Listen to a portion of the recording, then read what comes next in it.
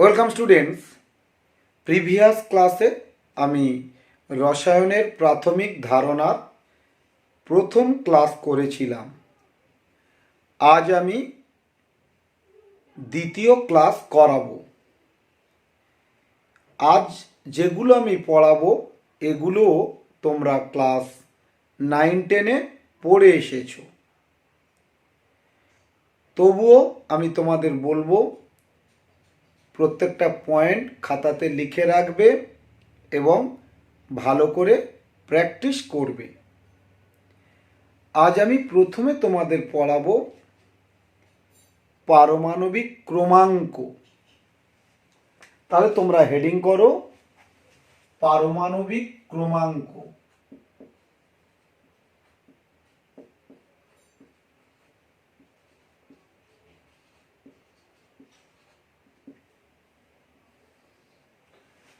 এখানে আমি ছোট্ট করে একটু লিখে দিচ্ছি।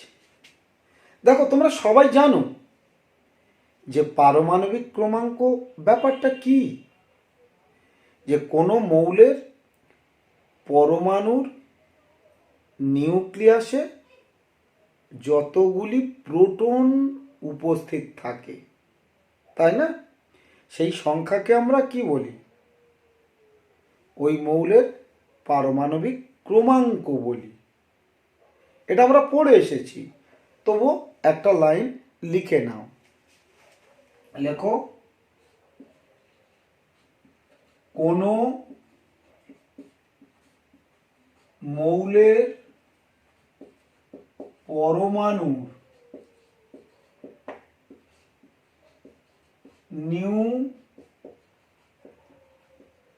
নিউক্লিয়াসে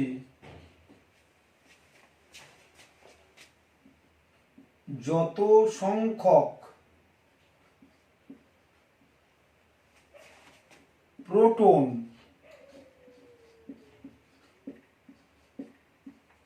উপস্থিত থাকে সেই সংখ্যাকে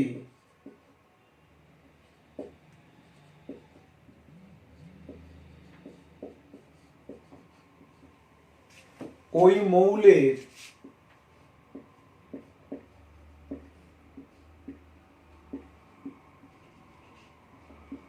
পারমাণবিক ক্রমাঙ্ক বলে।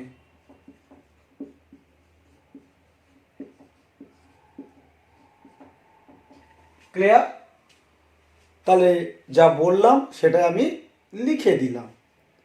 অর্থাৎ মৌলের পরমাণুর নিউক্লিয়াসে যতগুলো প্রোটন উপস্থিত থাকবে সেই সংখ্যা হবে ওই মৌলের পারমাণবিক ক্রমাঙ্ক। যেমন যেমন অক্সিজেনের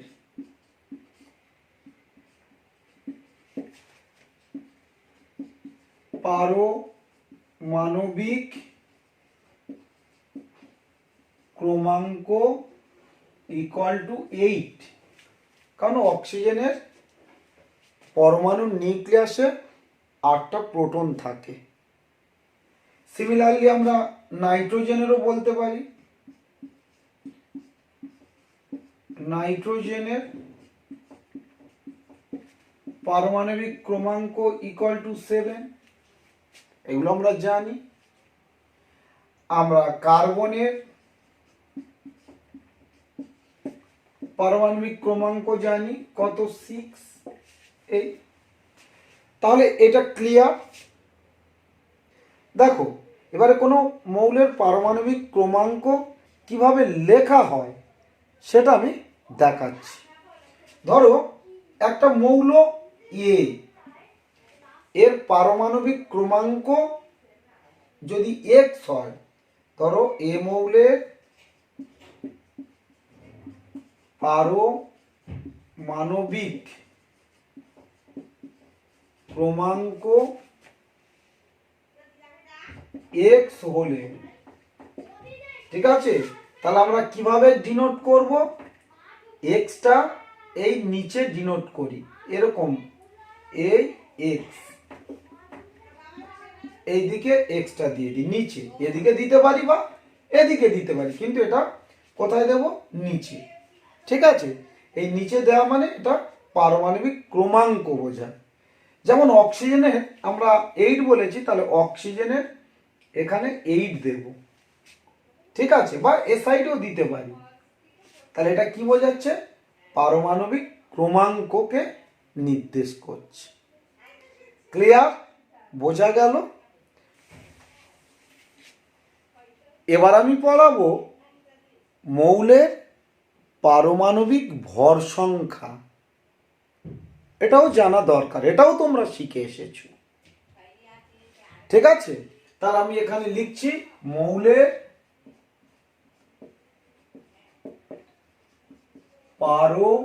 পারমাণবিক ভর সংখ্যা। ঠিক আছে, মৌলের পারমাণবিক ভর সংখ্যা। ভালো করে দেখো, পারমাণবিক ভর সংখ্যা কি আমরা জানি যে, দেখ, মৌলের একটা পরমাণুর নিউক্লিয়াসে যতগুলি প্রোটন সংখ্যা থাকে এবং যতগুলি নিউট্রন সংখ্যা থাকে তাদের সমষ্টি, তাই না? তাদের সমষ্টিকেই আমরা বলি ওই মৌলের পরমাণুর ভর সংখ্যা। এটা আমরা শিখে এসেছি, তবুও আমি একটু লিখব। লেখো, তা লেখো, কোন মৌলের পরমাণু নিউক্লিয়াসে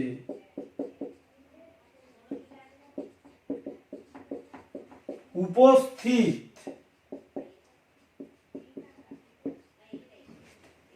প্রোটন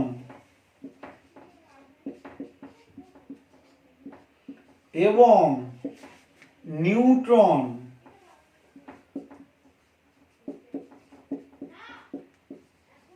সংখ্যার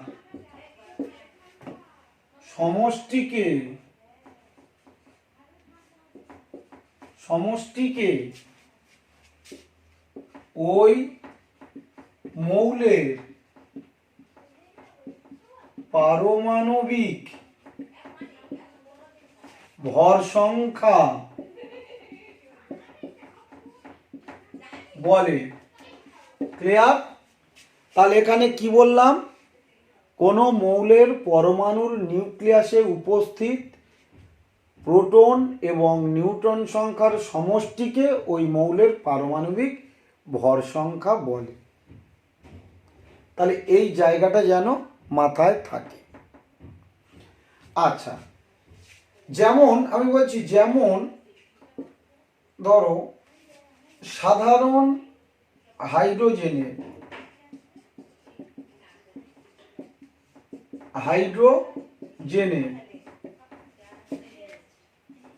ভর সংখ্যা ইকুয়াল টু 1। কেন? সাধারণ হাইড্রোজেনে তো নিউট্রন থাকে না, শুধুমাত্র প্রোটন থাকে, তাই না?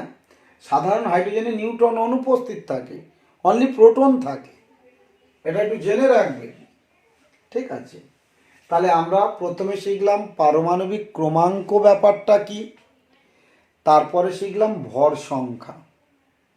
ঠিক আছে, ধর আমি এখানে বলি যে পারমাণবিক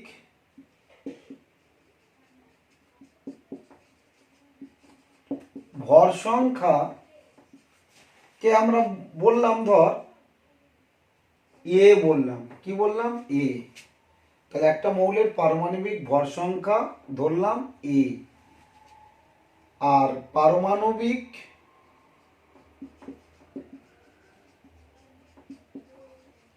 ক্রমাঙ্ক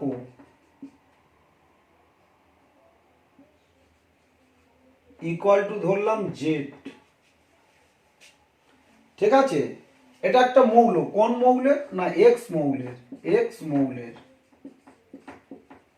ভালো করে দেখ, তাহলে এক্স একটা মৌল যার পারমাণবিক ভর সংখ্যা এ, আর পারমাণবিক ক্রমাঙ্ক কত ধরেছি, জেড।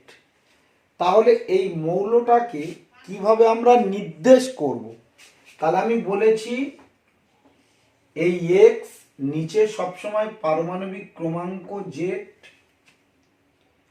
আর উপরে কি দেব, এ। উপরে কি দিলাম, এ। সবসময় দেখো সাবস্ক্রিপ্টে থাকবে জেড আর পাওয়ারের মতো দেখাচ্ছে এ। তাহলে এটার মধ্যে কি আছে, প্রোটন সংখ্যা, তাই তো, প্রোটন সংখ্যা প্লাস নিউট্রন সংখ্যা, আর জেডটা কি, কেবলমাত্র প্রোটন সংখ্যা। ক্লিয়ার? তাহলে এ থেকে যদি জেড আমরা মাইনাস করি তাহলে কি পাবো, নিউটন সংখ্যা পাবো। তাই না? ভালো করে বোঝো, জায়গাগুলো শিখতে হবে। তাহলে এ থেকে যদি জেড মাইনাস করি তাহলে আমরা কি পাবো, নিউট্রন সংখ্যা পাবো। তাহলে আমরা এখানে লিখে দিতে পারি, অতএব নিউট্রন সংখ্যা ইকুয়াল টু কি, তাহলে এই ভর সংখ্যা মাইনাস প্রোটন সংখ্যা, এটা ইকুয়াল টু নিউট্রন সংখ্যা। তাহলে এই জায়গাটা বোঝা গেল, একদম সোজা জিনিস। তাহলে আমরা কোনো মৌলের ভর সংখ্যাটা উপরে লিখি, প্রোটন সংখ্যাটা নিচে লিখি। ভর সংখ্যা মানে কি, প্রোটন সংখ্যা প্লাস নিউট্রন সংখ্যা, আর জেডটা কি, অনলি প্রোটন সংখ্যা, পারমাণবিক ক্রমাঙ্ক। তাহলে এখানে দেখো, তাহলে আমি যদি এই ভর সংখ্যা থেকে পারমাণবিক ক্রমাঙ্ক মাইনাস করি তাহলে কি পাবো, নিউটন সংখ্যা। ক্লিয়ার? এটা ক্লিয়ার হলো। আমি একটা কোশ্চেন দেব, এবার একটা প্রবলেম দিচ্ছি, তোমরা লেখো।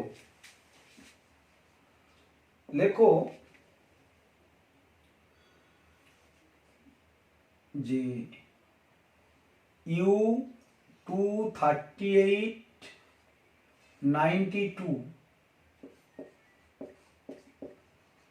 মৌলের মধ্যে, মৌলের পরমাণুর মধ্যে, পরমাণুর মধ্যে উপস্থিত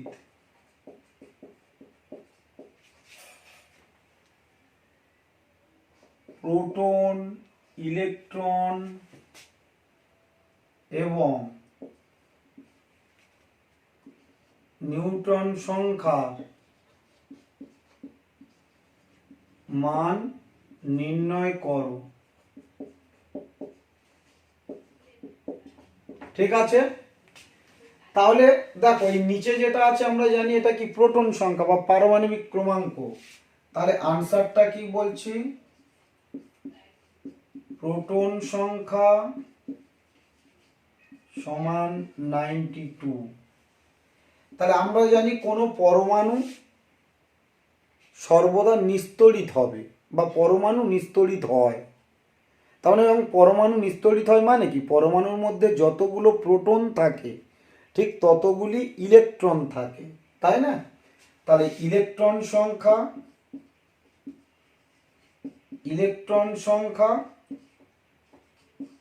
ইকুয়াল টু 92। তাই ইলেকট্রন সংখ্যা 92। এবার আমরা কি ক্যালকুলেট করব, এবারে ক্যালকুলেট করব আমরা নিউট্রন সংখ্যা। এবারে বলবো নিউট্রন সংখ্যা, নিউট্রন সংখ্যা ইকুয়াল টু কি, ভর সংখ্যা থেকে প্রোটন সংখ্যা মাইনাস করতে হয়।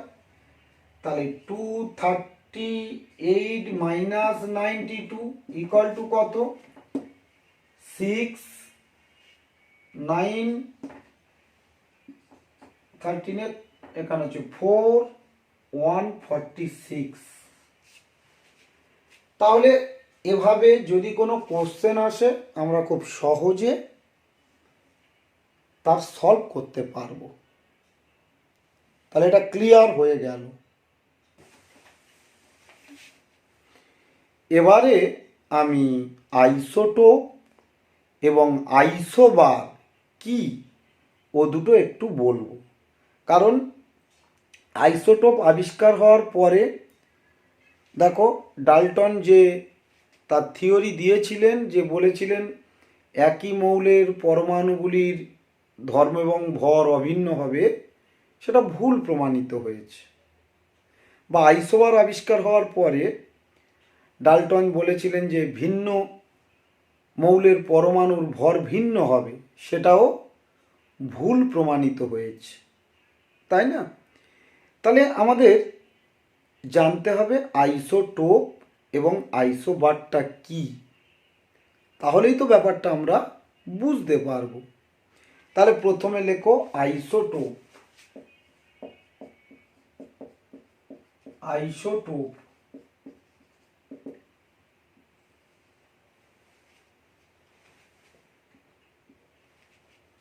তাহলে লেখো ভিন্ন ভর সংখ্যা যুক্ত একই মৌলের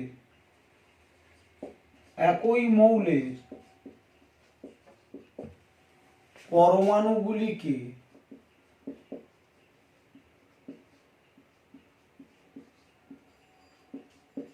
আইসোটোপ বলে।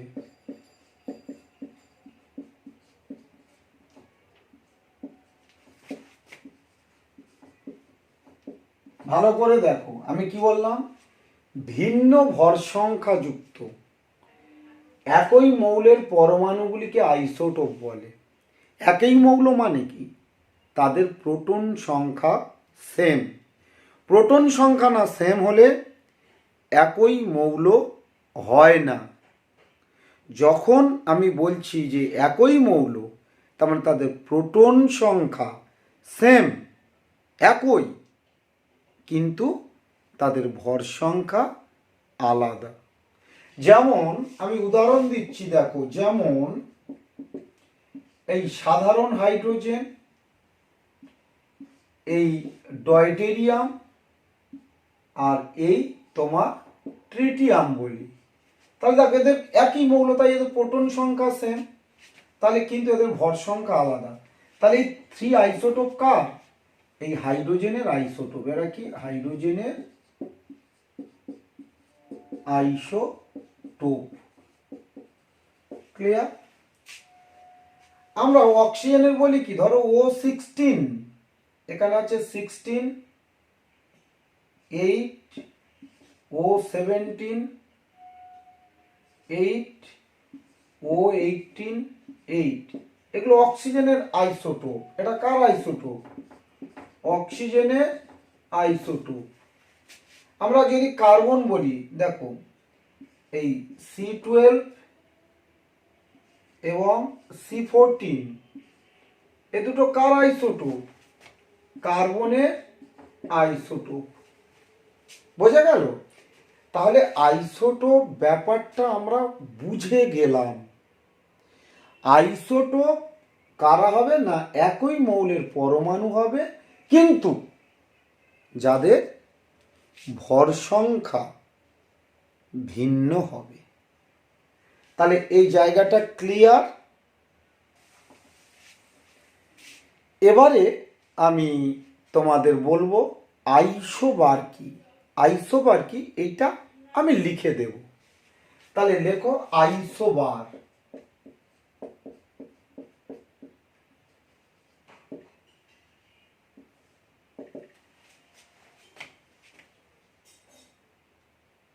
লেখো যে একই ভর সংখ্যা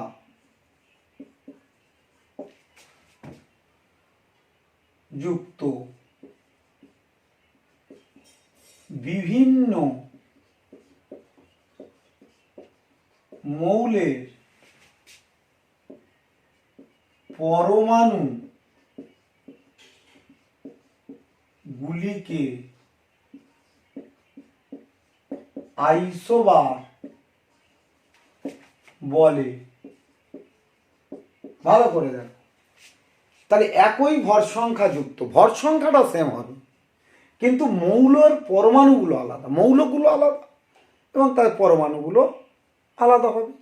তাহলে বলেছি বিভিন্ন মৌলের পরমাণুগুলিকে আইসোবার বলে।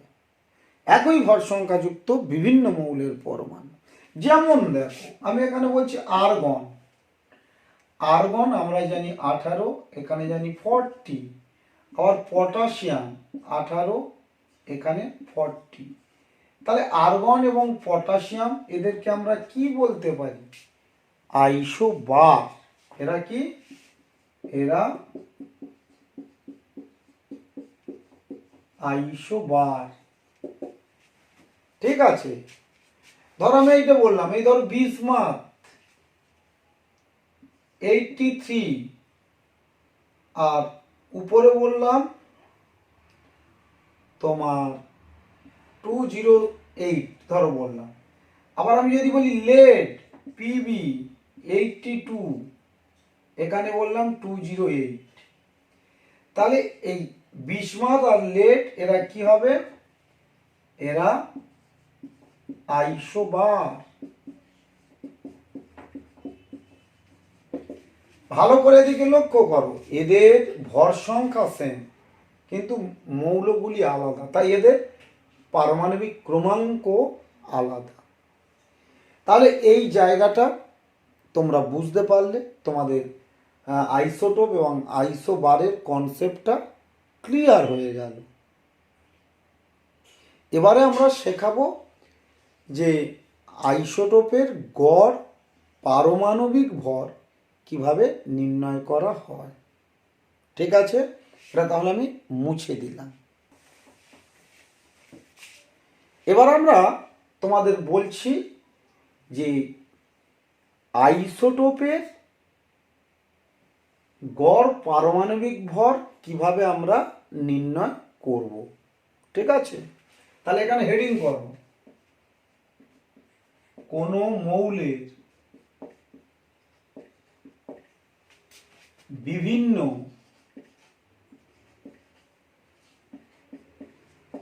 আইসোটোপের গড় পারমাণবিক ভর নির্ণয়। খুব ইম্পর্টেন্ট। তাহলে একটা মৌলের একাধিক আইসোটোপ থাকতে পারে, তখন ওই মৌলের পারমাণবিক ভর কিভাবে আমরা নির্ণয় করব। ঠিক আছে, সেইটাকে বলছি কোনো মৌলের বিভিন্ন আইসোটোপের গড় পারমাণবিক ভর। ঠিক আছে, দেখো এখানে একটা ফর্মুলা আছে, গড় পারমাণবিক ভর, গড় পারমাণবিক ভর ইকুয়াল টু, খুব সুন্দর জিনিস, সামেশান। সামেশান মানে এটা যোগফলের সাইন। সামেশান অফ, দেখো এটা বলছি m i into x i by 100। এই ফর্মুলা দিয়ে তোমাকে করতে হবে, খুবই একটা সোজা ফর্মুলা। এই ফর্মুলা দিয়ে তোমাকে বের করতে হবে কোনো মৌলের গড় পারমাণবিক ভর। কোনো মৌলের গড় পারমাণবিক ভর মানে তার যে সমস্ত আইসোটোপ আছে তাদের সবার পারমাণবিক ভর গড় করে যেটা পাওয়া যায়। ঠিক আছে, তাহলে এখানে দেখো, এখানে এমআই কি, আই মানে কি, আয়ত মানে আইতম, আইতম আইসোটোপের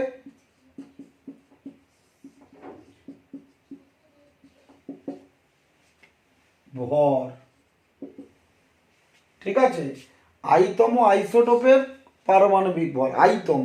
হ্যাঁ, আর এক্স, আর তোমার এক্সাইটা কি না, প্রকৃতিতে আইসোটোপের পরিমাণ বা শতকরা পরিমাণ, প্রকৃতিতে কোন আইসোটোপ কত পার্সেন্ট আছে সেটাকে বলছি।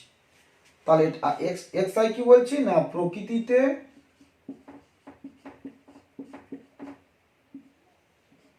আইতম আইসোটোপের শতকরা পরিমাণ।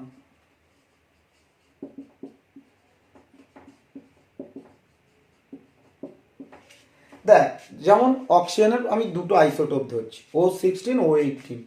তাহলে O18 তো খুব কম পরিমাণে থাকে, ধর খুব কম পার্সেন্টেজে থাকে। বেশিরভাগ যা অক্সিজেন থাকে কি সব O16 থাকে, বুঝতে পেরেছি? সেই রকম তাহলে কত পার্সেন্ট, ধর একটা 90% থাকলো, তো একটা 10% থাকলো, এইরকম। এই যে পার্সেন্টেজ তাদের আইতম, মানে যে আইসোটোপ হবে তার পরিমাণটা, এখানে আমি আইতম মানে একটা ধরে নিচ্ছি কোন আইসোটোপ হবে তার পরিমাণ। দেখো এখানে আমি একটা ফর্মুলা বললাম, এই ফর্মুলাটা শুধু মাথায় রাখবে। এবার এই ফর্মুলার উপরে বেস করে কিভাবে জয়েন্ট বা নিটে কোশ্চেন আসে আমি একটা করাচ্ছি। এটা যদি তোমরা দেখো তাহলে আইডিয়াটা কিন্তু ক্লিয়ার হয়ে যাবে, যে কোনো অঙ্ক এলে তোমরা আনসার করতে পারবে।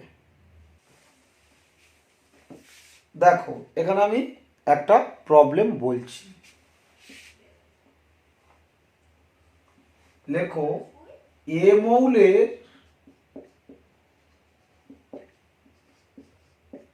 দুটি আইসোটোপ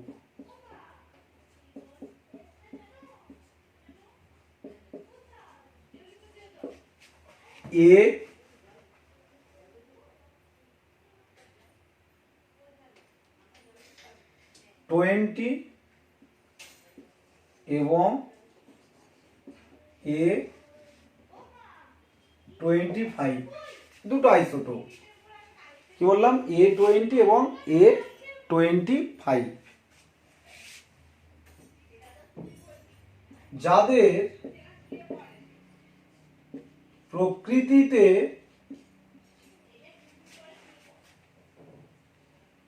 পরিমাণ যথাক্রমে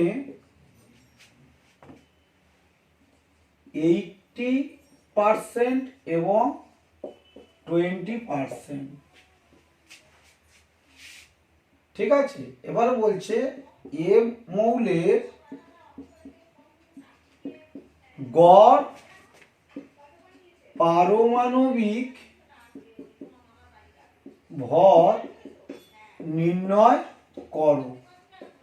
এ না দিয়ে এখানে কি হাইড্রোজেন দিতে পারতো, এখানে অক্সিজেন দিতে পারতো, এখানে কার্বন দিতে পারতো, যে কোনো কিছু দিতে পারতো। ঠিক আছে, তাহলে আমার ফর্মুলাটা আমি আগে কি বলেছিলাম, যে গড় পারমাণবিক ভর সমান summation of mi into xi by 100, এইটা, তাই না?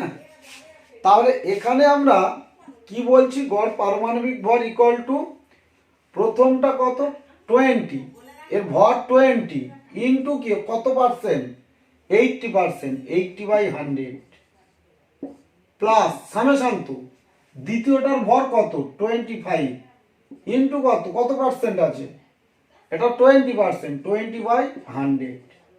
তাহলে এটা করলে আমরা পেয়ে যাব কি, গড় পারমাণবিক ভর পেয়ে যাব। তাহলে এখানে কত হচ্ছে দেখো, এটা এটা এটা এটা ক্যান্সেল হয়ে যাচ্ছে, তাহলে 2 × 8 16 প্লাস এখানে কত 00255, এখানে পেলাম 5, তখন আলটিমেট কত হলো 16 আর 5 21। তাহলে এদের গড় পারমাণবিক ভর কত 21। তাহলে এইভাবে কিন্তু সলভ করতে হবে। একটা এক্সাম্পলে বুঝিয়ে দিলাম।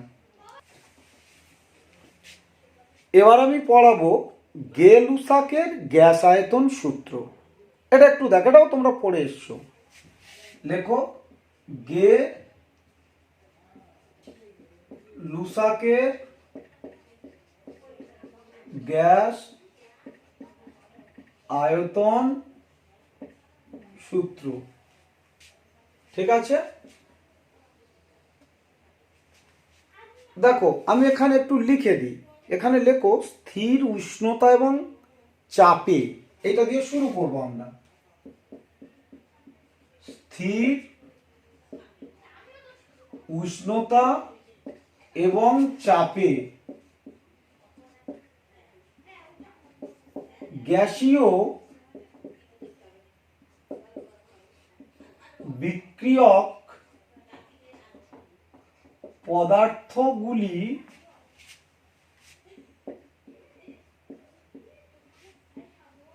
পরস্পর বিক্রিয়া করে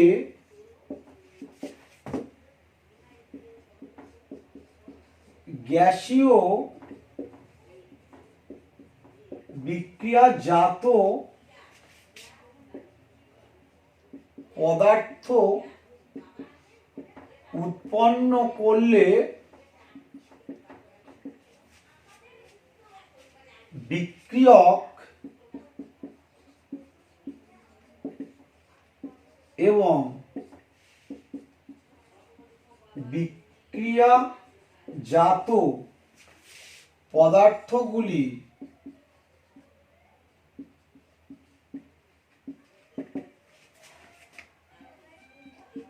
আয়তনের অনুপাত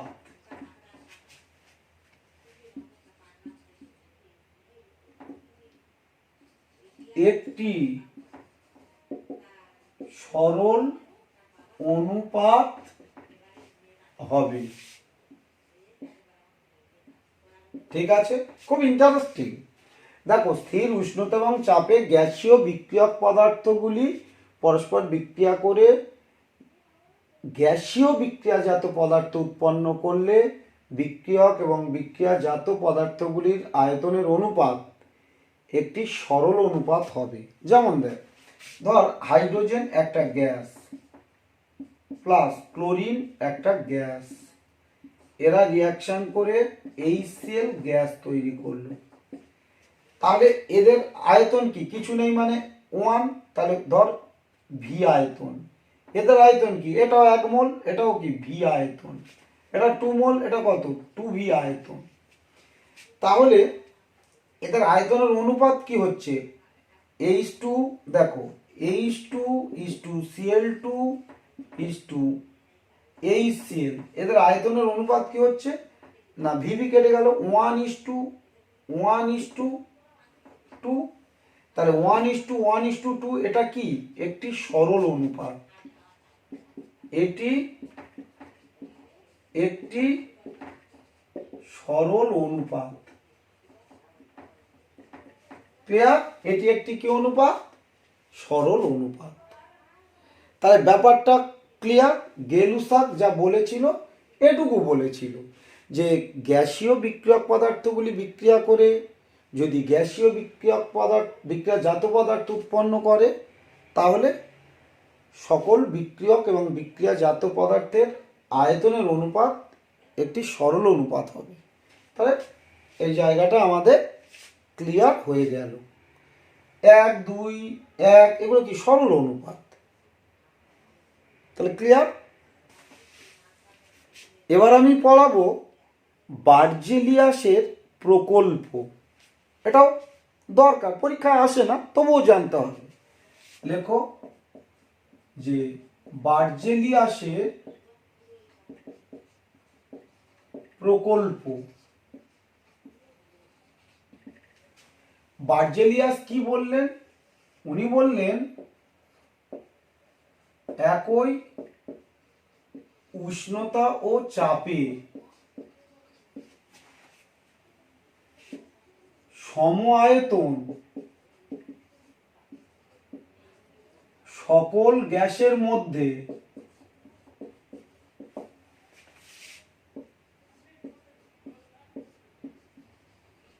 সমান সংখ্যক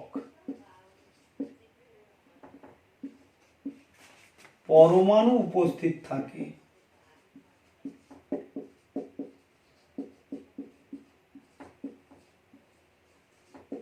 এটা কে বললেন? এটা বার্জেলিয়াস বললেন। বললেন সমান সংখ্যক পরমাণু থাকে, পরমাণু, অণু না, পরমাণু থাকে। কিন্তু এই বার্জেলিয়াসের প্রকল্প দেখো ডাল্টনের পরমাণুবাদ এবং গেলুসাকের গ্যাসায়তনের মানে গেলুসাকের যে গ্যাসায়তন সূত্র তাদের মধ্যে সমন্বয় সাধন করতে পারেনি, তখন অ্যাভোগাড্রো প্রকল্পের দরকার হয়েছিল। তখন মানে অ্যানাদার প্রকল্প প্রয়োজন হয়েছিল, অ্যানাদার সূত্র, সেটা দিয়েছিলেন অ্যাভোগাড্রো। তাহলে অ্যাভোগাড্রো প্রকল্পের প্রয়োজনীয়তা কেন হলো, এইভাবে যদি কোশ্চেন আসে তাহলে আমাদের এই যেটা বললাম এটা লিখে দিতে হবে। কারণ বার্জেলিয়াস কার কার সূত্রের সঙ্গে সমন্বয় করতে পারলেন না? ডাল্টনের পরমাণুবাদের সঙ্গে গেলুসাকের গ্যাসায়তন সূত্রের সমন্বয় সাধন করতে পারেনি, তাই অ্যাভোগাড্রোর প্রকল্পের প্রয়োজন হয়েছিল। তাহলে এখানে কোশ্চেন আসে যে অ্যাভোগাড্রো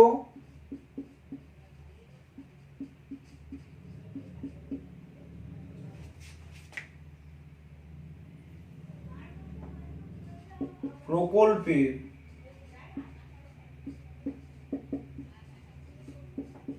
প্রয়োজন হলো কেন? ঠিক আছে, এই কোশ্চেনটা আসে। তাহলে এখানে আমরা লিখে দেব যে বার্জেলিয়াসের প্রকল্প ডাল্টনের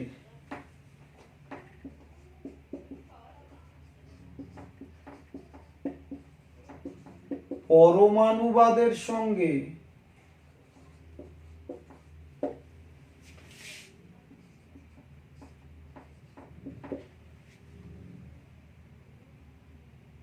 গেলুসাকের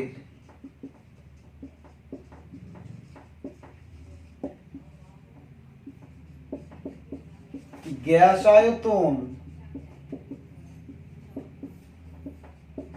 সূত্রের সমন্বয় সাধন করতে পারেনি, সমন্বয় সাধন করতে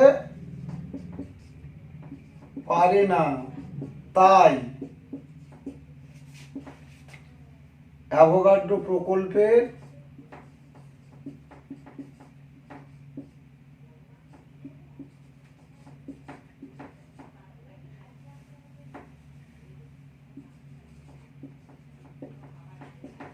প্রয়োজন হয়।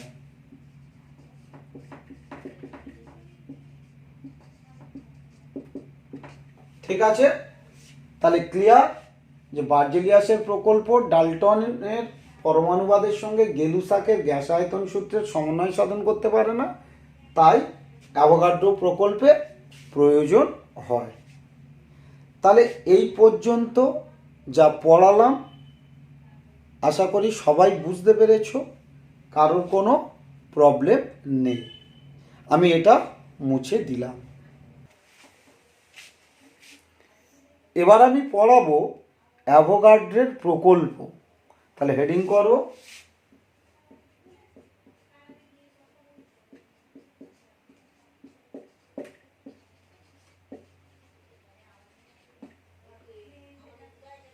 প্রকল্প। ব্যাপারটা কি বলতো, এর কোনো প্রুফ নেই, মুখে মুখে বলা আর কি, হ্যাঁ, সঠিক কোনো প্রুফ করেনি আর কি। ঠিক আছে, তাহলে অ্যাভোগাড্রো প্রকল্পে একটু লিখে নাও যে একই উষ্ণতা এবং চাপে সম আয়তন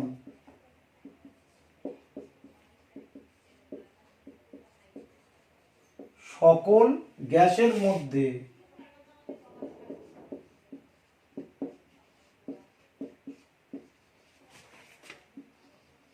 সমান সংখ্যক অণু উপস্থিত থাকে।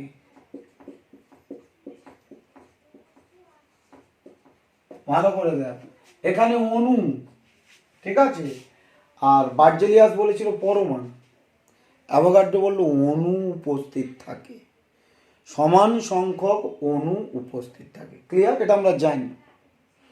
এবার এই অ্যাভোগাড্রোর প্রকল্প থেকে বিভিন্ন অনুসিদ্ধান্ত যেগুলো আমাদের বোর্ডের পরীক্ষায় আসে, কিছু প্রমাণ পড়ে, সেইগুলো আমাদের পরপর ডিরাইভ করতে হবে। তাহলে এখানে আমি লিখে দেব যে অ্যাভোগাড্রো প্রকল্পের কিছু অনুসিদ্ধান্ত। এখানে লিখে রাখো, অ্যাভোগাড্রো প্রকল্পের কিছু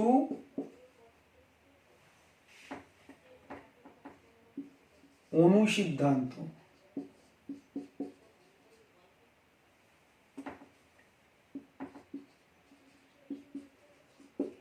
ঠিক আছে? মানে এই এই প্রকল্পের উপর ভিত্তি করে সেগুলো প্রুভ করা যায়, সেই জন্য আমরা বলছি কিছু অনুসিদ্ধান্ত। 1 নম্বরে দেখো যে গ্যাসীয় পরমাণুগুলি, এই গ্যাসীয় অণুগুলি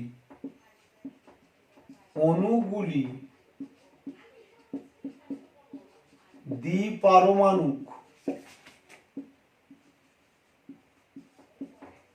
হয়, ব্র্যাকেটে ব্যতিক্রম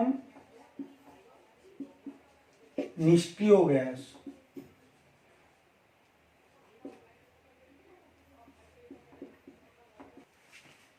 দেখো তাহলে বেশিরভাগ গ্যাসীয় পরমাণুগুলি দ্বিপারমাণু, মানে দুটো পরমাণু নিয়ে একটা অণু তৈরি, আর ব্যতিক্রম কি নিষ্ক্রিয় গ্যাস, ওরা একটা পরমাণু, মানে ওরা একটাই গ্যাস।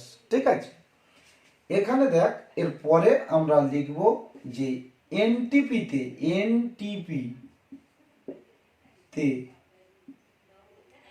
1 গ্রাম অণু যে কোনো গ্যাসের আয়তন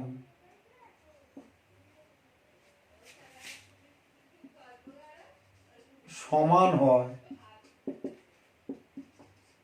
এর মান 22.4 লিটার। ঠিক আছে? আচ্ছা, নাম্বার 3তে দেখো, কোনো গ্যাসের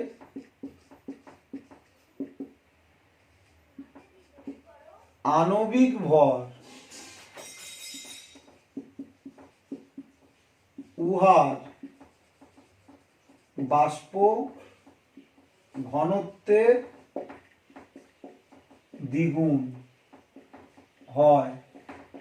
তাহলে কোনো গ্যাসের আণবিক ভর কি হয়? উহার বাষ্প ঘনত্বের দ্বিগুণ হয়। এগুলো খুব ইম্পর্টেন্ট, এগুলো লাগবে। আচ্ছা, নাম্বার 4-এ লেখো 1 গ্রাম অণু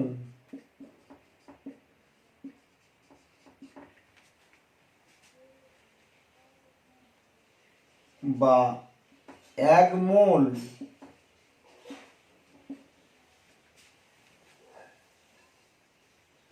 যে কোনো পদার্থের মধ্যে, যে কোনো গ্যাসীয় পদার্থের মধ্যে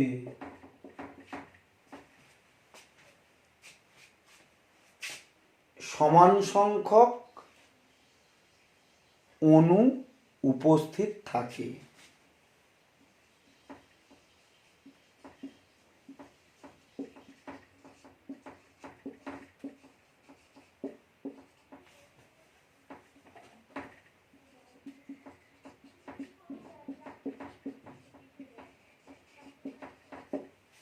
ঠিক আছে? এর মান কত? ব্র্যাকেটে লিখে রাখো, 6.023 ইন্টু 10⁻23। এইটাকে বলি অ্যাভোগাড্রো নাম্বার। এটাকে কি দ্বারা ডিনোট করা হয়? N0 বা Na, অ্যাভোগাড্রো নাম্বার দ্বারা ডিনোট করা হয়। তাহলে এই অনুসিদ্ধান্তগুলো খুব ইম্পর্টেন্ট, এদের মধ্যে আমাদের পরীক্ষায় আসে যে এইটাকে প্রুভ করতে বলে। আর এই থার্ড পয়েন্টটা, কোনো গ্যাসের আণবিক ভর উহার বাষ্প ঘনত্বের দ্বিগুণ, এইটা আমাদের প্রুভ করতে বলে। আর এনটিপিতে 1 গ্রাম অণু যে কোনো গ্যাসের আয়তন সমান হয় এর মান 22.4 লিটার। ঠিক আছে, একে বলি আমরা গ্রাম আণবিক আয়তন। এই 22.4 লিটারকে বলা হয় গ্রাম আণবিক আয়তন। ঠিক আছে, তাহলে এই জায়গাগুলো ভালো করে পড়ে রেখো। এই জিনিসগুলো অ্যাভোগাড্রো প্রকল্পের সাহায্যে আমরা প্রুভ করতে পারি। হ্যাঁ, এই জন্য বলছি এগুলো কি অ্যাভোগাড্রো প্রকল্পের অনুসিদ্ধান্ত। তাহলে ক্লিয়ার হলো ব্যাপারগুলো, যা লিখলাম খাতাতে লিখে রাখো। তাহলে আজকে আমি এই পর্যন্ত রাখলাম। পরের ক্লাসে আমি এই ইম্পর্টেন্ট কয়েকটা অনুসিদ্ধান্ত প্রমাণ করে দেখাবো।